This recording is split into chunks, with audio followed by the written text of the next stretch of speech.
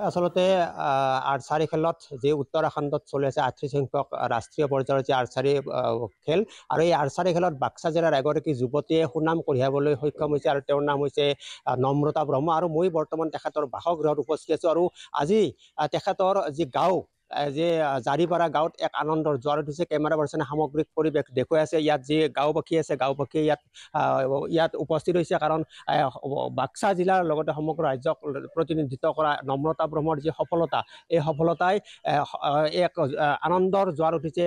সমগ্ৰ যি বাক্সা জিলা আছে বাক্সা জিলাৰ জাৰিপাৰা গাঁৱত আজি তেখেতৰ বাসগৃহত নম্ৰতা ব্ৰহ্মৰ বাসগৃহত উপস্থিত হৈছে আৰু আমাৰ লগত যিহেতু নম্ৰতা ব্ৰহ্ম আছে নম্ৰতা ব্ৰহ্মৰ পৰা আমি কিছু কথা জানিম কাৰণ তেখেতে যিহেতু ৰাষ্ট্ৰীয় পৰ্যায়ৰ পৰা আন্তঃৰাষ্ট্ৰীয় পৰ্যায়ৰ খেলাৰ কাৰণে যে এক ইচ্ছা আছে আৰু কেনেধৰণে খেল খেলিছিল ক'ত খেলিছিলা খেল? নমস্কাৰ, মোৰ নাম নম্ৰতা ব্ৰহ্ম। মই উত্তৰাখণ্ডত 38 নেশ্যনেল গেমছ খেলিবলৈ গৈছিলোঁ।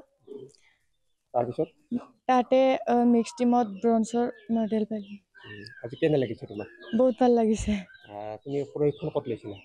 মই বৰমা উদাংস্ত্ৰী ক্লাবত। কিমান দিনৰ প্ৰশিক্ষণ লৈছিলা? 4 বছৰ। ক'ত ক'ত খেলিছিলা ইয়াৰ আগতে?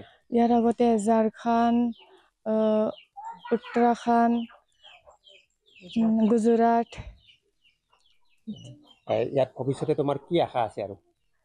ইণ্টাৰনেশ্যনেল লেভেলত গেলি যোৱাৰ আশা আছে। তোমাৰ দেউতা কি কৰে? আমাৰ দেউতাই বেটাৰী গাড়ী চলায়। বেটাৰী গাড়ী চলায়। তুমি কি পঢ়ি আছা? ক্লাছ 12। আৰু পঢ়াৰ মাজেদি যিটো খেলা কেনেধৰণে মেইনটেইন কৰিছা? স্কুলৰ ক্লাছ 11ৰ পৰা স্কুল বহুত ক্ষতি হৈছে আৰু না গেমত যোৱা অলপ পঢ়াটো তাৰে মাজতে পঢ়িও আছে। পঢ়ি আছোঁ। ভৱিষ্যতৰ আশাটো কি আছে? ভৱিষ্যত ইণ্টাৰনেশ্যনেল খেলি কেনে ফিউচাৰ খেলি যাব ইচ্ছা আছে মানে খেলি থাকিব। তোমাক আৰ্থিকভাৱে যিটা সহায় কেনেধৰণে সহায় পাইছা?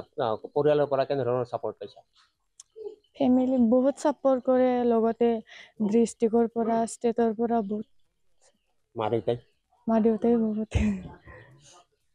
আচলতে নম্ৰতাক যিগৰাকীয়ে প্ৰশিক্ষণ দিছে আৰু পৰীক্ষাগৰাকী আমাৰ লগত আছে। কি ক'ব আজি?